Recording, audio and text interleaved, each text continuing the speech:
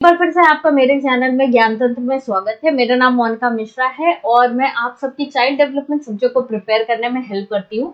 CTET का paper आने वाला है, जुलाई में सीटेट का पेपर है। उसमें में रखते हुए आज मैं जो टॉपिक लेके आई हूँ that is MCQ on inclusive education. Last lecture में मैंने इंक्लूसिव एजुकेशन के बारे में आप लोग को पढ़ाया था, सारी चीजें बताई थी, ऑब्जेक्टिव प्रिंसिपल सारी चीजें कवर करने की कोशिश की थी। तो आज हम उससे रिलेटेड कुछ क्वेश्चन देखेंगे कि इंक्लूसिव एजुकेशन में किस तरीके का क्वेश्चन पूछे जाते हैं। तो बिफोर स्टार्टिंग द वीडियो एक बार फिर से आप सबसे रिक्वेस्ट है कि मेरे चैनल को सब्सक्राइब कीजिए। अगर वीडियो पसंद आती है तो लाइक शेयर जरूर कीजिएगा। तो चलिए विदाउट वेस्टिंग टाइम हम अपना वीडियो स्टार्ट करते हैं। सबसे पहला क्वेश्चन देखिए, education of all in school for all would be a tagline for which of the following. अब education of all in school for all, अब मैंने आप लोगों को एक टैगलाइन बताई थी, सबका साथ सबका विकास। तो ये हमें हमारा किससे डिनोट कर रहा है? इंक्लूसिव एजुकेशन से डिनोट कर रहा है। लेकिन ऑप्शन देखिए, कोहेसिव एजुकेशन क्या होती है? ऐसी एजुकेशन जो हमारे आपकी ये एजुकेशन सोशल कोहेजन पे बोली जाती है। ये एजुकेशन ऐसी है जहाँ पे इंटरपर्सनल रिलेशनशिप बच्चों के बीच में क्या होता है, बहुत ही अच्छा होता है और बच्चे आपस में मिलजुल कर चीजों को सीखते हैं। तो ये आपको कोहेसिव एजुकेशन कहती है। इंक्लूसिव एजुकेशन आप लोग को बताया था कि नॉर्मल चाइल्ड विद आपका चाइल्ड विद स्पेशल नीड, जब एक विधा किसी डिस्क्रिमिनेशन पे on the basis of cast colour किसी भी बेसिस पर डिस्क्रिमिनेशन ना किए और सभी बच्चों को एक समान एक स्तर का एजुकेशन दिया जाए, तो वो आपका क्या है? इंक्लूसिव एजुकेशन है। कोऑपरेटिव जब एक साथ मिलकर किया जाए और एक्सक्लूसिव जब एक्सक्लूड करके किया जाए। तो ये भी नहीं होगा, ये भी नहीं होगा। जहाँ पे सबका साथ सबका विकास की बात होती है, एजुकेशन फॉर ऑल, वो आपका क्या हो जाता है? इंक्लूसिव एजुकेशन होता है, बिना किसी डिस्क्रिमिनेशन के या फिर बिना किसी अलगाव के। नेक्स्ट क्वेश्चन देखिए, the main objective of inclusive education. हमारा मेन ऑब्जेक्टिव बेसिकली क्या है? हमने ऑब्जेक्टिव में पढ़ा था कि सबके लिए एक समान तरीके की एजुकेशन हो, सभी कोई पार्टिसिपेट कर पाए, सभी कोई एक्सेस कर पाए, ठीक, किसी भी तरीके का डिस्क्रिमिनेशन ना हो। ये सब हमने क्या एम्स पढ़े थे, ऑब्जेक्टिव पढ़े थे इंक्लूसिव एजुकेशन की। तो ऑप्शन देखिए, to organize material to be targeted. क्या ऐसा हमें ऑर्गेनाइजेशन ऑफ मटेरियल, ये इंक्लूसिव एजुकेशन का टारगेट है कि हम मटेरियल को ऑर्गेनाइज करके रखें? ऐसा नहीं है। Knowing the diversity of the class हो सकता है। नेक्स्ट देखिए, टू कंडक्ट टेस्टिंग के लिए नहीं, to prepare a design. Knowing the diversity of the class will be the right answer. क्यों? क्योंकि हम जैसा कि मैंने बताया कि बहुत सब तरीके के बच्चे आते हैं, किसी भी तरीके का डिस्क्रिमिनेशन नहीं रहता है, ना कास्ट का, कलर का, क्रीड का, किसी भी तरीके का नहीं। तो उस डाइवर्सिटी को हमको क्या करना चाहिए? इंक्लूड करना चाहिए और सेलिब्रेट करना चाहिए। ठीक, हमें हर एक डाइवर्सिटी के बारे में अच्छी तरीके से पता होना चाहिए ताकि हम अकॉर्डिंग टू दैट पेडागोजीज को इस्तेमाल कर सके। तो right answer will be second. Next question देखिए, operation black board is a symbolic name of the movement to. अब ऑपरेशन ब्लैक बोर्ड पता होना चाहिए, इसके पहले ये क्वेश्चंस आते थे, अब कम देखने को मिलते हैं, लेकिन आपको पता होना चाहिए ऑपरेशन ब्लैक बोर्ड क्या है। जहां पे हम जो सभी बच्चों की नीड को, हम क्या बेसिक नीड को पूरा करते हैं एट द प्राइमरी लेवल, मतलब बुक कॉपीज हो गया, मतलब जो बेसिक फैसिलिटीज होती है, बेसिक नीड्स होती है बच्चों की, उस चीज को पूरा करना इन प्राइमरी स्कूल, ये आपका क्या होता है? ऑपरेशन ब्लैक बोर्ड होता है। तो यही हमें बताना है। इसमें ऑप्शन देखिए, provide basic facilities in primary school, तो यहीं पे हमारा आंसर मिल चुका है, लेकिन आप पूरे ऑप्शंस को पढ़िएगा। फैसिलिटी ऑफ ब्लैक बोर्ड नहीं, training to teachers to use blackboard, ऐसा नहीं है। और provide education to every child, सभी चाइल्ड को एजुकेशन प्रोवाइड करनी, ये तो हमारा इंक्लूसिव एजुकेशन का मोटिव है।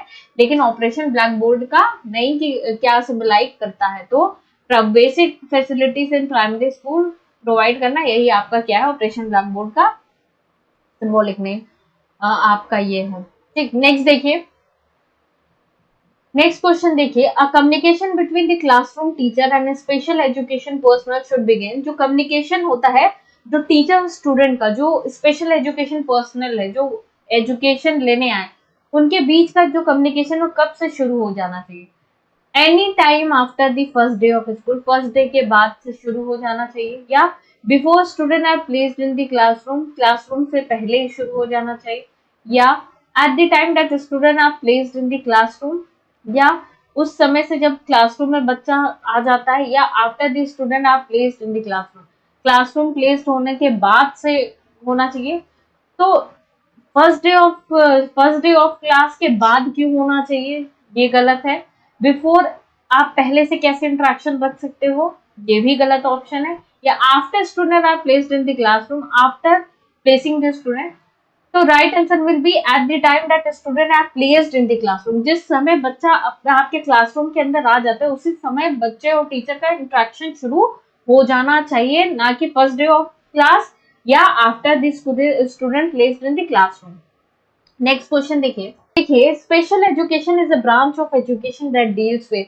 अब हम किस तरीके से जो हमारे चाइल्ड विद स्पेशल नीड्स हैं, जो हमारे चाइल्ड विद स्पेशल नीड है, हम उनको किस तरीके से डील करते, किस तरीके से एजुकेशन प्रोवाइड करना चाहिए।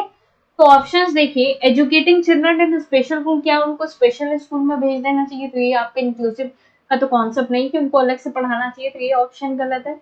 To provide opportunity for special education to student, उनको स्पेशल एजुकेशन प्रोवाइड करना चाहिए। ठीक, अलग से एजुकेशन मतलब उनको कहीं ना कहीं ये चीज, जो कि इंटीग्रेटेड वाला कॉन्सेप्ट था, उनको कहीं ना कहीं ये चीज फील हो जाना कि वो स्पेशल है, ये भी नहीं होगा।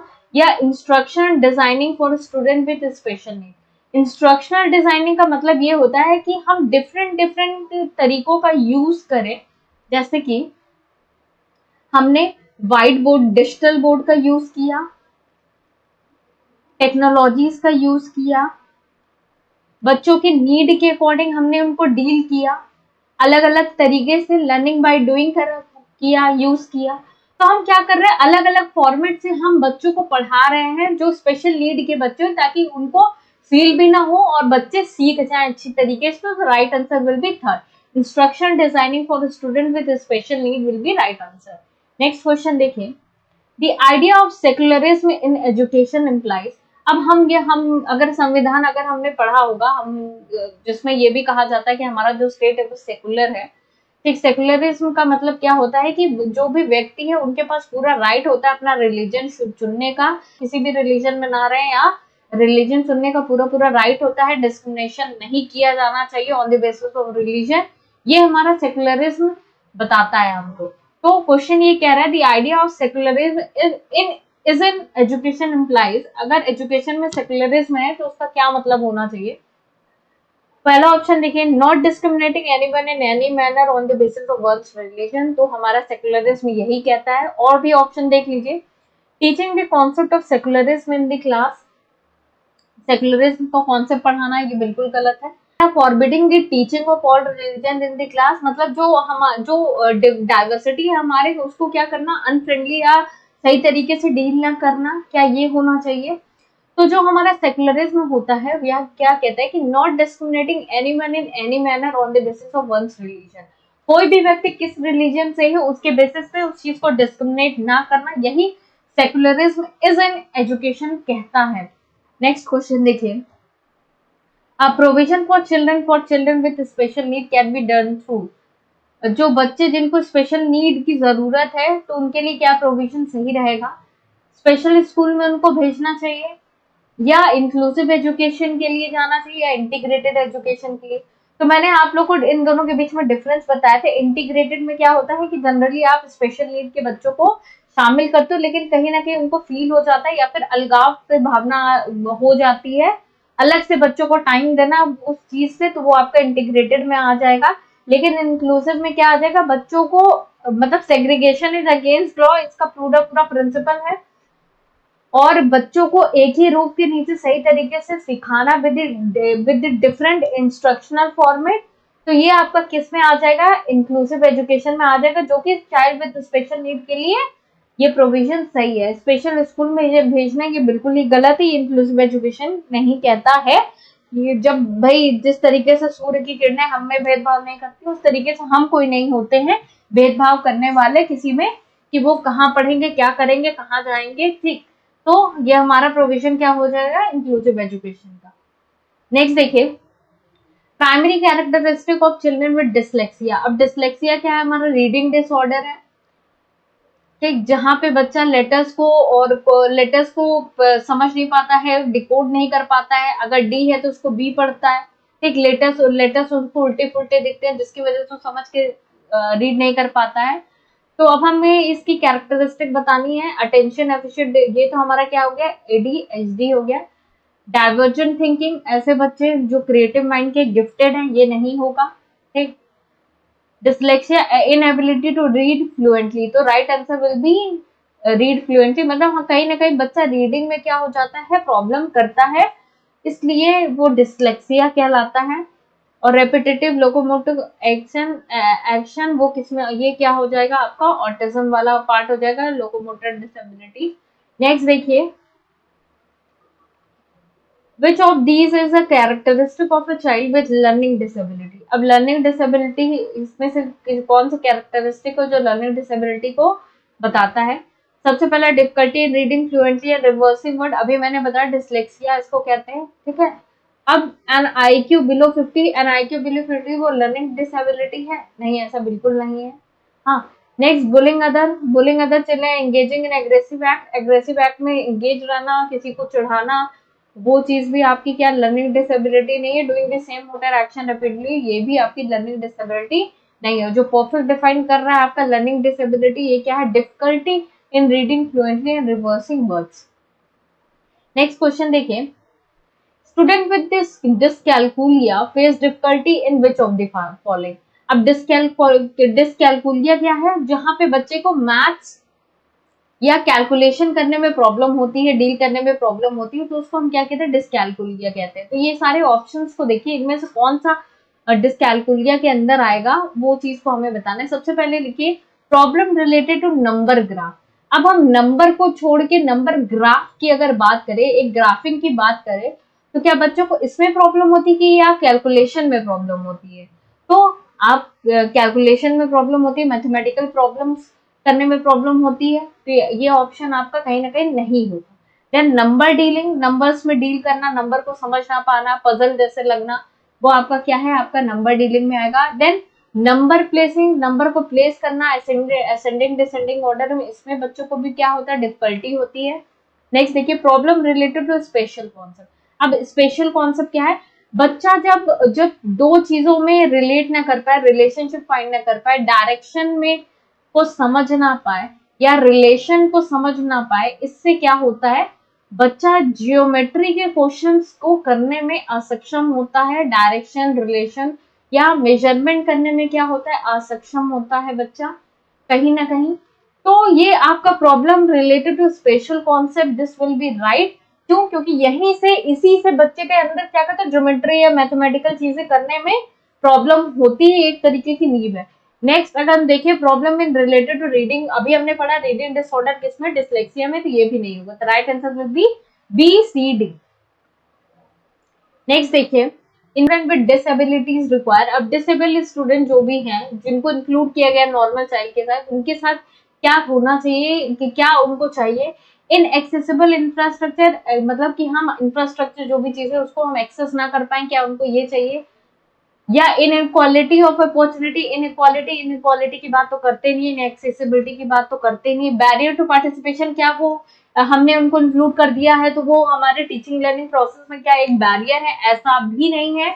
नॉन डिस्क्रिमिनेशन, बिल्कुल सही, जो हमने क्या किया, inclusion of student will need require non discrimination, हमने इंक्लूड कर लिया है तो उनको डिस्क्रिमिनेट नहीं करना है, हमें उनकी मदद करनी है। क्योंकि कहीं ना कहीं उनका एक चीज अगर गड़बड़ है तो बाकी चीजें भी बहुत सही भगवान ने दी है, तो उनको हम डिस्क्रिमिनेट नहीं करेंगे, उनकी चीजों को हम क्या करेंगे, एक्सेप्ट करेंगे और उसी के साथ पढ़ने की कोशिश या लर्निंग प्रोसेस को करने की कोशिश करेंगे। नेक्स्ट क्वेश्चन देखिए, locomotor disabilities pose challenges to. अब लोकोमोटर डिसेबिलिटी क्या है, कि व्यक्ति एक, उनके अंदर मोबिलिटी डिसऑर्डर होता है, एक जगह से दूसरी जगह मूव नहीं कर पाता है, मसल्स बोन उनकी क्या होती है, लचीली होती है, वो एक ऑब्जेक्ट को दूसरे ऑब्जेक्ट, मतलब एक जगह से दूसरी जगह ऑब्जेक्ट को शिफ्ट भी नहीं कर पाते, तो कहीं ना कहीं मोबिलिटी डिसऑर्डर रहता है कि एक जगह से दूसरी जगह नहीं चल पाता है, पैर काम नहीं करते हैं, इस तरीके का डिसऑर्डर होना ही क्या होता है, लोकोमोटर डिसेबिलिटी। अब इसके वजह से क्या होता है, learn and display skill of problem solving, क्या चीजों को सीखना, डिस्प्ले करना, स्किल्स ऑफ प्रॉब्लम सॉल्विंग, ये है लोकोमोटर डिसेबिलिटी? नहीं।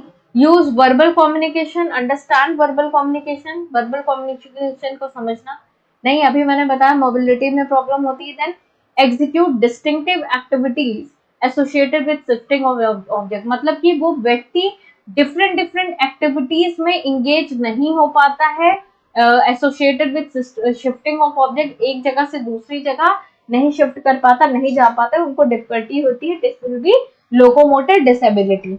नेक्स्ट देखिए ऑप्शन, देखिए optimizing access to tool and assistive technology will help in inclusion of. अब असिस्टिव टेक्नोलॉजी क्या होती है? ऐसी टेक्नोलॉजी जो हमारे चाइल्ड विद स्पेशल नीड है उनकी हेल्प करे। मान लीजिए किसी व्यक्ति को सुनाई नहीं देता है, with the help of hearing machine उनको सुनाई देने लगेगा। ठीक इसी तरीके से जो बच्चा, दो व्यक्ति मोबिलिटी जिनके अंदर नहीं है, लोकोमोटर डिसीज है, उनको पर्टिकुलर एक इंस्ट्रूमेंट से with the help of technology उनको मूव करने में हेल्प करेगा। इसी तरीके से जो जो व्यक्ति कहीं ना कहीं स्पेशल नीड उनको चाहिए, उससे असिस्टिव टेक्नोलॉजी की हेल्प से वो अपने अपने जो विकार है उनके अंदर उसको इम्प्रूव कर पाएगा। तो यही बताना है कि ये टेक्नोलॉजी किन किन लोगों की हेल्प करती है। Student with loss of vision, जिनके पास विजन नहीं है, एडीएचडी के स्टूडेंट्स, या सेरिब्रल पैल्सी, या एक्स्ट्राऑर्डिनरी टैलेंट वाले बच्चे।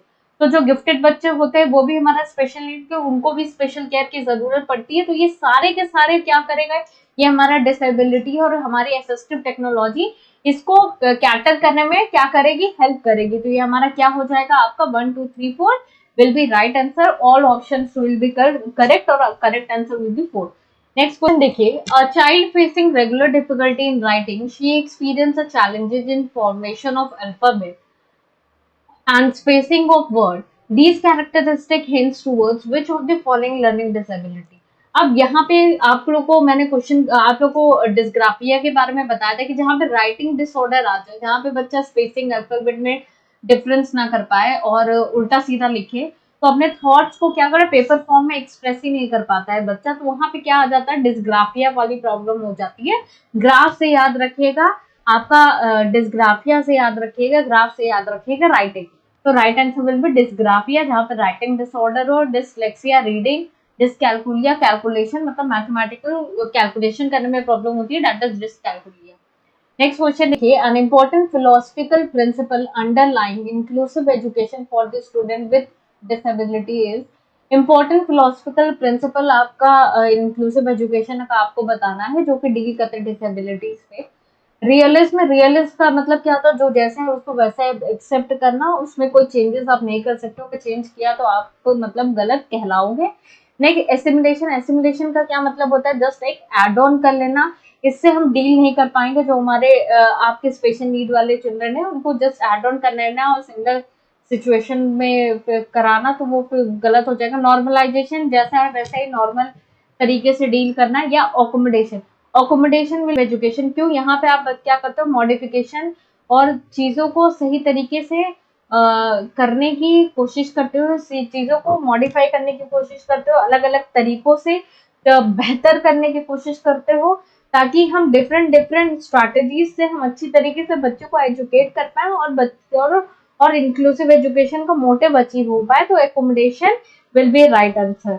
नेक्स्ट देखिए, which of the following principle underlines the philosophy of inclusion। अब यहाँ पे philosophy of again principle से related क्वेश्चन पूछा, तो इस चीज को अच्छे से ध्यान रखिएगा। हमने प्रिंसिपल में पढ़ा था इक्विटी, आपका एक्सेस, आपका पार्टिसिपेशन, आपका एम्पावरमेंट, ये सारे हमने पढ़े थे, आपके प्रिंसिपल पढ़े थे, जिसमें से हम जो इंक्लूजन का प्रिंसिपल हमने देखा था वो इक्वालिटी का नहीं था, इक्विटी का था। इक्विटी का क्यों था, इक्वालिटी क्या होती है कि भाई एक चॉकलेट है, सब में बांट दिया, हाफ हाफ कर दिया, वो एक इक्वल वाली बात है कि सबको इक्वल दे दिया। लेकिन इक्विटी क्या होती है, नीड के अकॉर्डिंग, हम लोगों की आवश्यकताओं के अकॉर्डिंग चीजों को पहचानते हैं और जैसे जितना जिसको देना चाहिए वो चीज हम देते हैं। तो हमारा जो इंक्लूसिव एजुकेशन का प्रिंसिपल है वो इक्विटी का है, ना कि इक्वालिटी का है। और सेग्रीगेशन हमारा अगेंस्ट लॉ है, हम अलगाव की बात नहीं करते, हम बच्चों को अलग नहीं करेंगे। नेक्स्ट क्वेश्चन देखें, the basic principle of inclusion is. अब बेसिक प्रिंसिपल ऑफ इंक्लूजन क्या है, अब देखिए प्रिंसिपल से ही पूछ रहा है, लेकिन हर अलग अलग तरीके से कोई पूछ रहा है। जो बच्चे को प्रिंसिपल के बारे में नहीं पता होगा, और ये कहीं ना कहीं आए हुए PYQ क्वेश्चन है, तो अगर नहीं पता होगा तो वहीं पे बच्चे का क्वेश्चन गलत हो जाएगा। Right to access and participate in education, क्या हमारा basic principle of inclusion right to access. अभी मैंने बताया कि हमारा क्या है प्रिंसिपल, हमारा सबसे पहला प्रिंसिपल हमने क्या पढ़ा था, एक्सेस पढ़ा था, ठीक। पार्टिसिपेशन का भी हमने प्रिंसिपल बताया था कि सभी बच्चों के पास पूरा अधिकार है चीजों पे पार्टिसिपेट करने का, ठीक। नेक्स्ट देखिए, स्टूडेंट सेंट्रिक टीचिंग लर्निंग, क्या बच्चों को केंद्र करके ही टीचिंग लर्निंग प्रोसेस को इंक्लूड कर, ये हमारे इंक्लूजन का प्रिंसिपल है, बिल्कुल नहीं। Main streaming disabled student, main streaming मतलब डिसेबल्ड स्टूडेंट को इंक्लूड करना, क्या ये मेन प्रिंसिपल है हमारे इंक्लूजन का? भाई इंक्लूजन तो ये चीज है कि हमें जो चाइल्ड विद स्पेशल नीड है उसको इंक्लूड करना है, लेकिन उससे बड़ा भी हमें क्या, हमारे पास हमारा क्या है प्रिंसिपल है कि सभी बच्चों को एक्सेस करने का अधिकार है और पार्टिसिपेट करने का अधिकार है, और बिना किसी डिस्क्रिमिनेशन के, बिना किसी भेदभाव के हम इंक्लूसिव एजुकेशन का पार्ट बनते हैं और हम सभी नॉर्मल बच्चों के साथ साथ एक नॉर्मल तरीके से सीखते हैं, ठीक। ये आपका क्या कहलाता है, ये आपका मेन प्रिंसिपल है इंक्लूसिव एजुकेशन का। देखिए ऑलमोस्ट ऑप्शन सब सही लग रहे थे कि मेन स्ट्रीमिंग डिसेबल चाइल्ड या डिसेबल चाइल्ड को इंक्लूड कर देना इंक्लूसिव में, या सेंटर स्टूडेंट को सेंटर में, हमें क्या करना परफेक्ट वन फाइंड करना है। ऑब्जेक्टिव क्वेश्चन में यही सबसे खेल वाली चीज होती है, वो समझ में नहीं आता, सभी ऑप्शन राइट लगते हैं लेकिन एक ही ऑप्शन राइट होता है। नेक्स्ट देखिए, in a class comprising culturally diverse student which of the following should be avoided by the teacher, ऐसी क्लास जहाँ पे कल्चरल डाइवर्सिटी है तो क्या चीज ऐसे टीचर को नहीं करनी चाहिए। Bringing example with diverse culture in the discussion, क्या बच्चों के सामने एग्जाम्पल के रूप में चीजों को नहीं समझाना चाहिए अबाउट द कल्चर, ऐसा तो करना चाहिए ताकि बच्चे डिफरेंट डिफरेंट कल्चर के बारे में समझ सके और सभी के कल्चर को वैल्यू दे सके। Developing curriculum and teaching style suitable to dominant culture, हमें ऐसा डेवलपिंग या ऐसा करिकुलम डेवलप करना चाहिए जो कि सुटेबल पावरफुल आपका कल्चर को, जो भी ऐसा कल्चर जो सुपीरियर हो उसको करना चाहिए।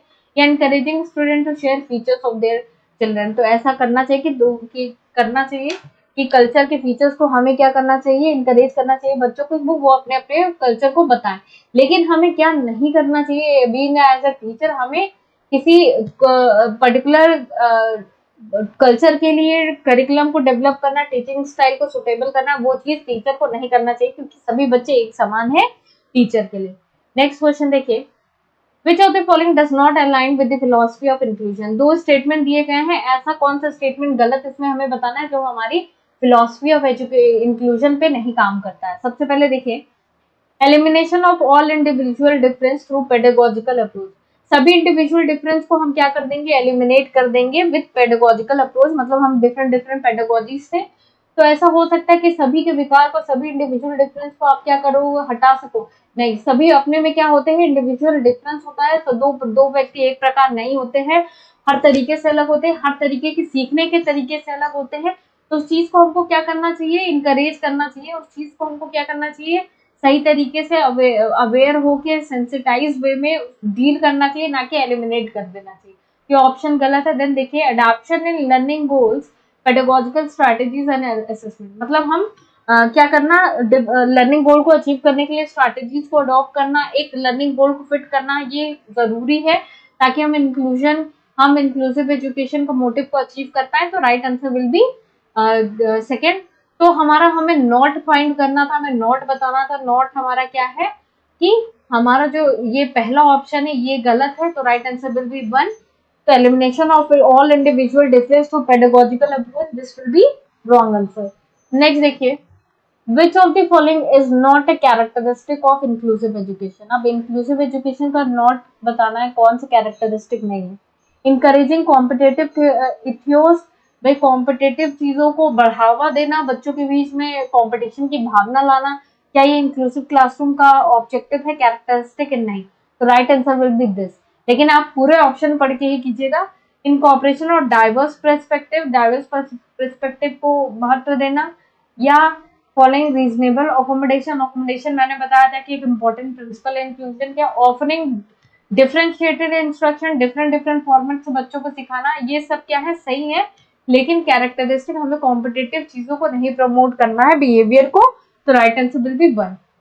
नेक्स्ट देखिए, by inclusion of the language and culture of disadvantaged and marginalized group within the school curriculum, a teacher can ensure ऐसे बच्चे जो डिसएडवांटेज ग्रुप है, मतलब कि जो बैकवर्ड क्लास से आए हैं, बैकवर्ड भाई डिफरेंट डिफरेंट कल्चर से वो आए हैं, ऐसे बच्चे जब क्लास में इंक्लूड किए जाते हैं तो टीचर को क्या चीज इंश्योर करनी चाहिए, क्या चीज होना चाहिए? Equality in education, equity in education, sympathy, उनके प्रति सिंपैथी होना चाहिए, नहीं हमें सिंपैथी नहीं होनी चाहिए, ठीक।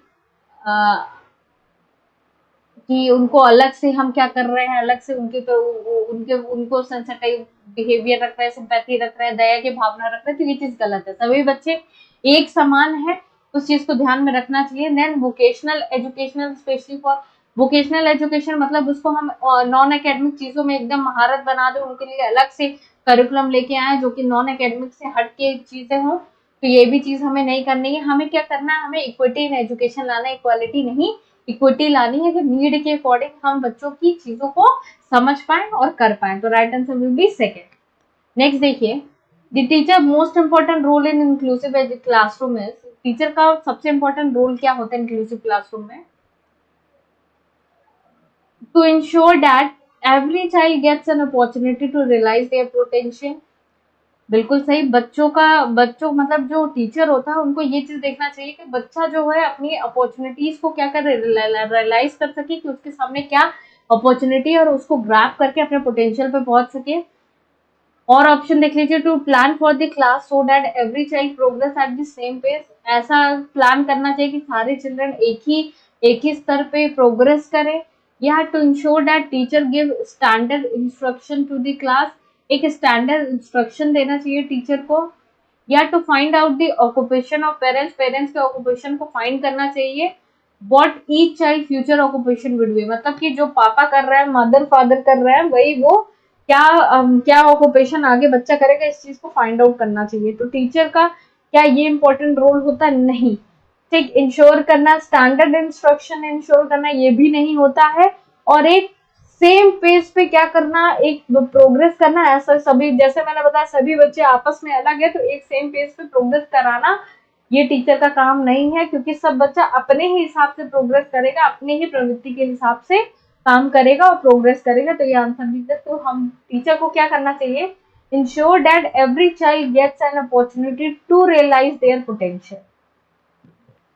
नेक्स्ट क्वेश्चन देखिए, इंक्लूसिव एजुकेशन रिफर्स टू। अब इंक्लूसिव एजुकेशन क्या कहता है? देखिए क्वेश्चन तो वही है लेकिन ऑप्शन चेंज हो जाते हैं, यहाँ पे थोड़ा कंफ्यूजन क्रिएट हो जाती है। Welcoming all children without discrimination in the regular school, ये स्टेटमेंट बिल्कुल सही कि हमें सभी बच्चों को वेलकम करना चाहिए विदाउट एनी डिस्क्रिमिनेशन। और भी ऑप्शन देख लीजिए, a particular method of education that helps all children to learn, एक ऐसा पर्टिकुलर मेथड जो सभी बच्चों को पढ़ने में सहायता करे।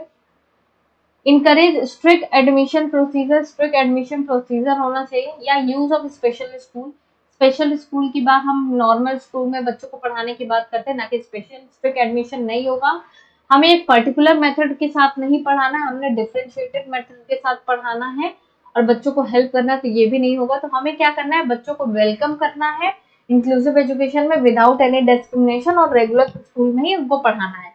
नेक्स्ट देखिए, For an inclusive classroom, what kind of preparation is not necessary for teacher? एक inclusive classroom में टीचर को क्या प्रिपेयर नहीं करना चाहिए? Intensive involvement of behavioral and social activists, मतलब कि इंटेंसिव इन्वॉल्वमेंट ऑफ बिहेवियर, मतलब जो जो टीचर होता है उसे बहुत ज्यादा इन्वॉल्व ऐसा होना चाहिए और बहुत ज्यादा कोशिश करनी चाहिए कि वो एक सोशल चेंज ला सके। एक जो चीजें पहले से सोची जा रही थी कि जो स्पेशल नीड वाले बच्चे उनको स्पेशल स्कूल की जरूरत है, उस चीज को तोड़ना, एक ऐसी सोच रखना। या early continuous contact with children is in disadvantage area, जो बच्चों के साथ क्या करना चाहिए? अर्ली और कॉन्टिन्यूस कॉन्टैक्ट रखना चाहिए बच्चों के साथ, स्पेशली ऐसे बच्चे जो डिसएडवांटेज एरिया से हैं। या more frequent exposure to diagnostic and remedial, मतलब हमें डायग्नोस्टिक बिहेवियर रखना चाहिए, सही समय पे चीजों को पहचान के काम करना। या लो प्रैक्टिस लेवल, कम प्रैक्टिस लेवल रखना चाहिए कि बस चीजें जो चल रही हैं वो एज एन जो सेम फ्लो में चल रही है वो चले, नहीं। ये ऑप्शन सही है, ये भी सही है, ये भी सही, लेकिन गलत क्या है? ये लो प्रैक्टिस लेवल टीचर को नहीं करना चाहिए प्रिपेयर, मतलब ऐसे इंक्लूसिव क्लासरूम में ऐसा नहीं करना चाहिए। एक फ्रीक्वेंट एक्सपोजर रखना चाहिए, कॉन्टिन्यूस कॉन्टैक्ट में रहना चाहिए और हमेशा कोशिश ये करनी चाहिए कि वो सोशल चेंज ला सके, समाज में एक चेंज लेके आ सके। तो right answer will be B.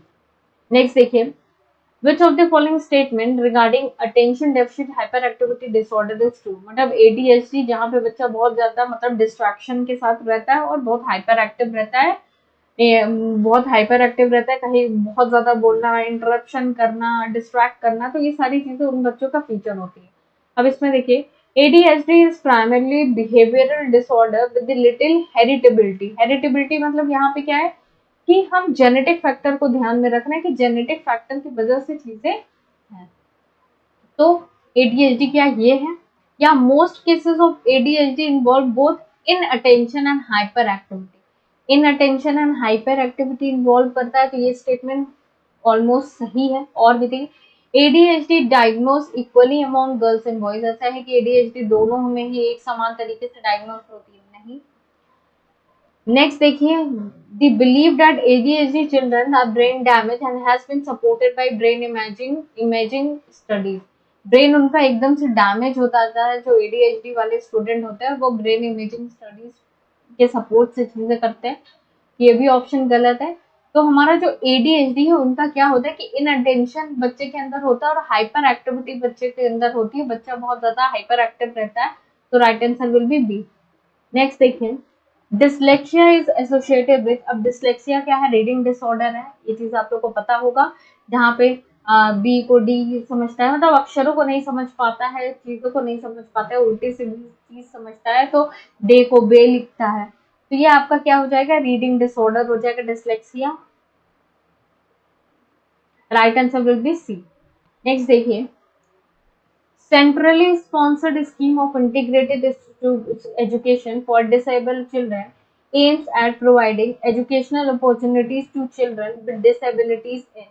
अब अकॉर्डिंग टू सेंट्रल गवर्नमेंट, जो ऐसे बच्चों को जो डिसेबल हैं, जो चाइल्ड विद स्पेशल नीड है, उनको उनको नॉर्मल बच्चों के साथ पढ़ाया जा रहा है। और कहाँ पे पढ़ाया जाएगा, ये चीज उन्होंने क्या बताई थी, तो वो हमारा क्या हो जाएगा, क्या हम रेगुलर स्कूल है, स्पेशल स्कूल है, ओपन स्कूल है, ब्लाइंड स्कूल है। ठीक, ऐसा स्कूल ओपन स्कूल मतलब रेगुलर जाने की जरूरत नहीं है, आप कभी कभी जो काम हो जाएगा। स्पेशल स्कूल उनके लिए अलग से, मतलब नॉर्मल साइज से हटकर स्पेशल स्कूल, ठीक, ये दोनों ही अलग है। जहाँ पे स्पेशल वाला बच्चा जाएगा वो स्पेशल स्कूल, नॉर्मल वाला रेगुलर स्कूल, ठीक, या ब्लाइंड स्कूल में भेजना चाहिए। तो अकॉर्डिंग टू सेंट्रल गवर्नमेंट जो ये हमारा इंक्लूसिव एजुकेशन को कॉन्सेप्ट रहता है, यहाँ पे नॉर्मल बच्चा और स्पेशल नीड वाला बच्चा दोनों ही साथ में एक रेगुलर स्कूल में सीखता है। यहाँ पे हम अलग नहीं करते, क्यों, क्योंकि सेग्रीगेशन हमारा अगेंस्ट लॉ है। हम यहाँ अलगाव की बात नहीं कर रहे हैं, हम बच्चों को इंक्लूड करके साथ में चीजों को सिखाने की बात कर रहे हैं। Education of children with special need should be provided.